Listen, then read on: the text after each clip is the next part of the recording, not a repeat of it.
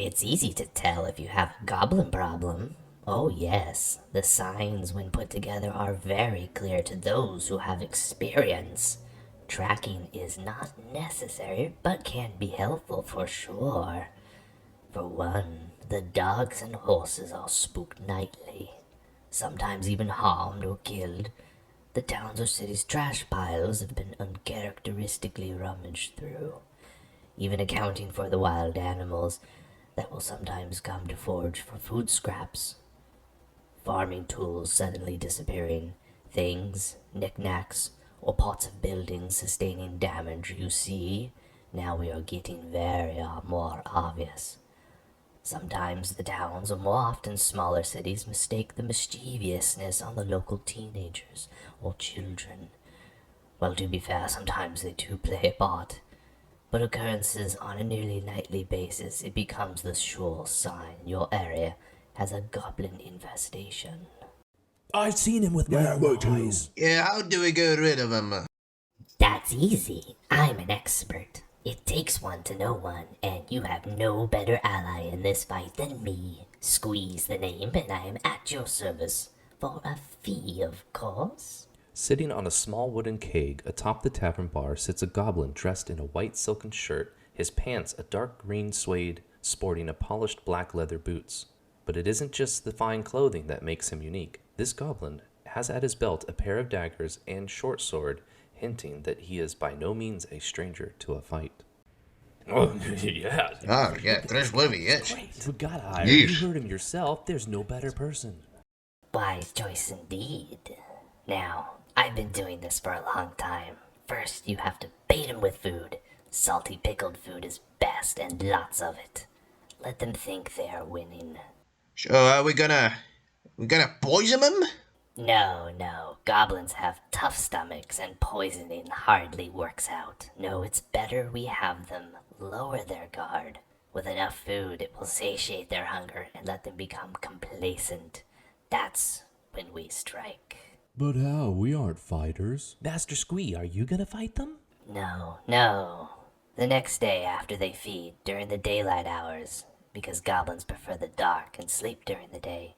No, we will sneak into their camp, which is undoubtedly nearby. Goblins, after all, they tend to lair near where they raid. I will search for while you townsfolk gather together the food. Then we will use this. Squee holds out a glass bottle containing a brownish liquid inside. The townsfolk and mayor look on with both equal parts confusion and wonder. What is it? It's troll musk. Troll tusk? But that's a bone, and that's a bottle of something brown. No, it's musk. It's a liquid from You know what? Never mind. This has always worked to scare even the most boldest of goblins away, and the best part, it doesn't put anyone at risk. Though, I am a very capable fighter if need be. Goblins? They have a very keen sense of smell, and they can smell things 10 times stronger and quicker than any human.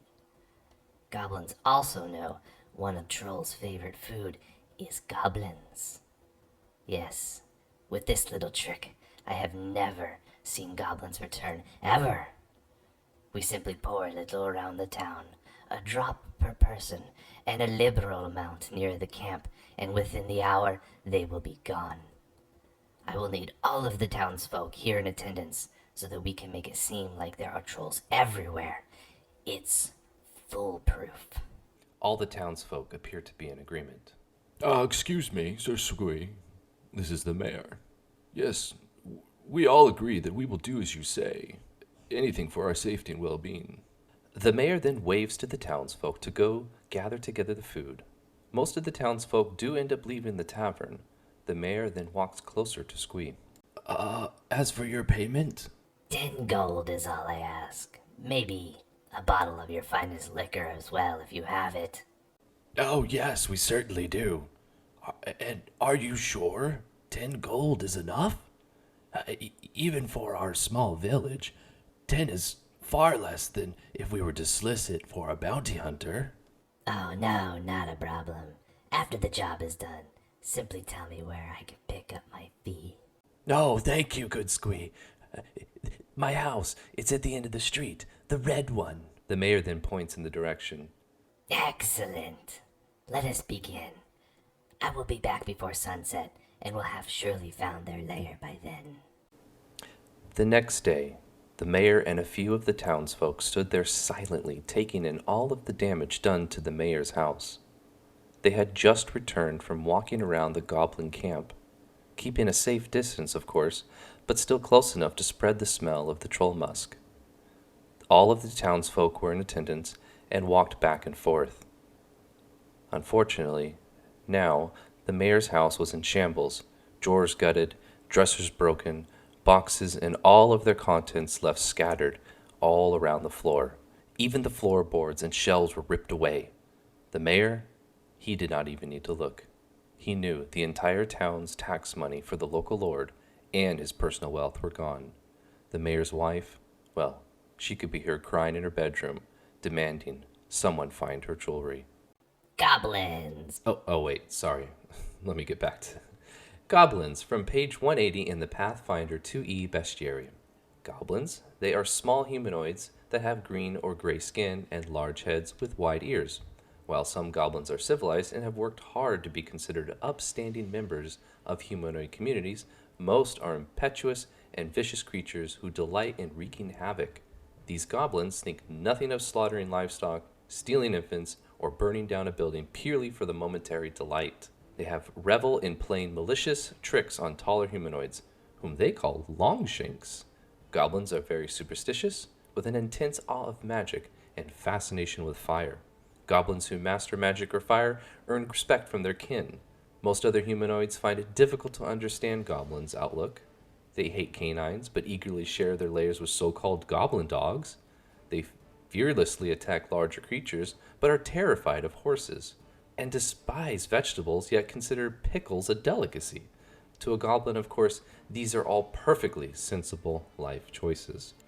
Goblins mature rapidly, reaching adulthood in only 5 years and living up to 50 years of age, though most goblins are killed before the age of 20. Goblins' extremely high level of energy comes from their accelerated metabolism and dangerous lifestyle. Their fast metabolism makes goblins an eating machine, stricken with an almost constant hunger. Fortunately, goblins can subsist on almost anything organic. They love salty foods, especially pickled foods of all types. Goblins have a near pathological fear and hatred for horses and dogs. Goblins' lives are in many ways defined by their fears, not just of dogs and horses, but of humans and even their own gods. Goblins love to collect treasure, but value appearance over utility. Thus, a simple shiny object or trinket is valued over a powerful but yet ugly magic item. The exception is, of course, goblin chieftains, who often possess the wits to make use of such items, that is, as long as they remember where they hid it. Their love of shiny treasure means that goblins are also a common sight in the refuse pits, junkyards of non-goblin settlements throughout the inner sea regions. This is where they scavenge for items that they can then craft into weapons and other interesting tools, a task they are usually proficient in. According to the first songs, the goblin creation myths, goblins were created from human blood spilled by the 4 goblin hero gods. For the most powerful Abargest god, Hadragash, goblins gained the gift of the tribe, giving them strength in numbers. From his mate, Veniclavor, they gained the gift of raiding and learned to steal from other races. From Zarangel, they gained the gift of riding, learning to master wolves and other animals. Finally, Zogmogok, they gained the gift of scavenging, harvesting the bounty of the sea, flotsam, and jetsam. The goblins have since spread across the inner sea region, especially in Varissia, where they say Zogmogot first walked into the sea, and Isgur, where they were taken by Venkelvor's wolves. Though they usually remain beneath other races' notice, legions of goblins under the command of hobgoblin leaders wreak havoc in Isgar, a neighboring realm in the Goblin Blood Wars, a conflict that lasted 4 years, starting in 4697 AR. Though the goblinoids were defeated, there were huge losses of life on both sides. Goblins, they rarely build their own structures. They prefer to use the terrain and natural defenses to their advantage, often settling in areas of heavy undergrowth, easily defensible caves, and ruins. They rely on scavenging for most of their substance, and they are gifted in surviving even in the most hospitable climes. Goblins gather in tribes of up to a few dozen, led usually by a chieftain and sub-chieftain who are simply the toughest individuals in the group. They keep numerous mounts in their settlements, typically wolves, wargs, and goblin dogs, but never ponies or horses, or regular human dogs or longshank dogs, as they have an intense hatred of those types of animals. Their religion holds an important place in most tribes, with complex and, to the outside ear, ridiculous myths and legends often fixating on odd shaped natural features. Goblins conduct their worship in simple, bloody rituals filled with howls, animal sacrifices, and ecstatic dancing. They craft fetishes from the bones of their enemies, particularly dogs and humanoids, longshanks.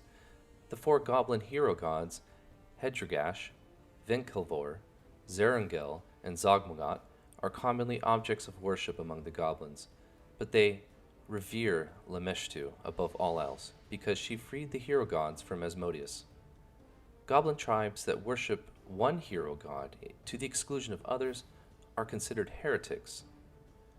When not at war, goblins amuse themselves with sadistic games, inane but catchy songs, and arson.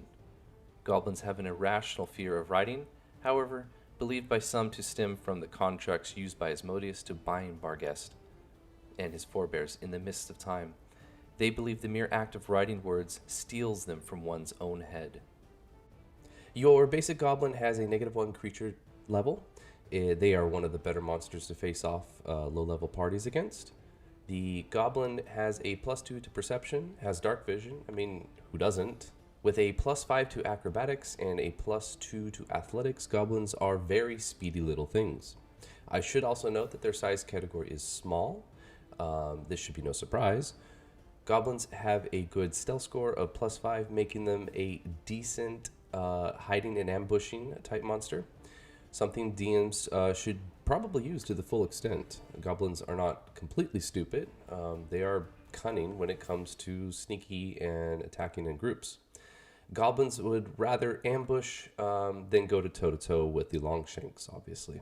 Goblins' ability scores are nothing to write home about, with a +0 to strength, +3 to dex, +1 to con, +0 to intelligence, -1 to wisdom, and +1 to charisma. They are certainly your very low run-of-the-mill creatures, just barely more dodgy than your normal human.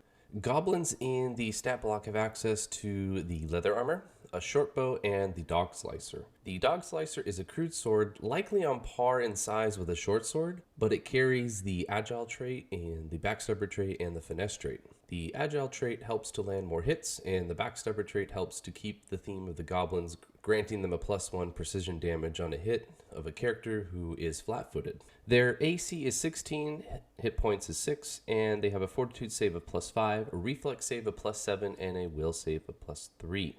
The Goblin Scuttle reaction is an ability which can keep a group of goblins mobile and moving around the battlefield.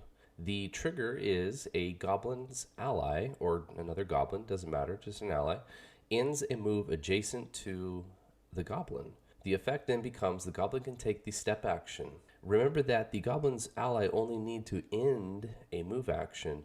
It's not the end of its turn. So a large group of coordinated goblins can really fan out. I'll bet only 5 feet for each one, but a tightly packed group could have one ally end its move adjacent to maybe 3 or even 4 goblins, and they all could then use their reaction and balloon out an additional 5 feet.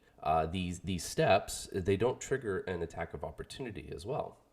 Spreading out your goblins also means the enemy would then have to burn a move action to get closer and then attack, making it really hard to pin down goblins in a group. Your basic goblin has 25 feet of movement.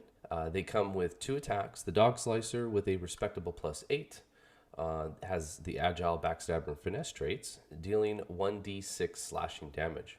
Their second type of attack is the ranged short bow with +8, and of course the deadly d10, dealing at normal 1d6 piercing damage. Where DMs really do well here is to use the multiple goblins and not just 1 or 2, but maybe 5 or 6 to really give a challenge to the players.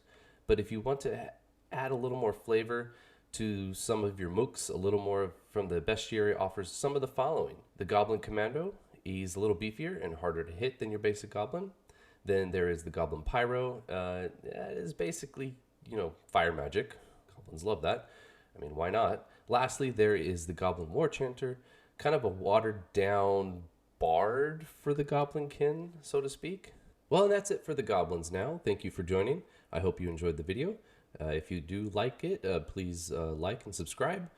It certainly will help me out and give me some encouragement to keep going. This is more of a passion for me than anything. So thank you for listening and look forward to seeing you in the next video.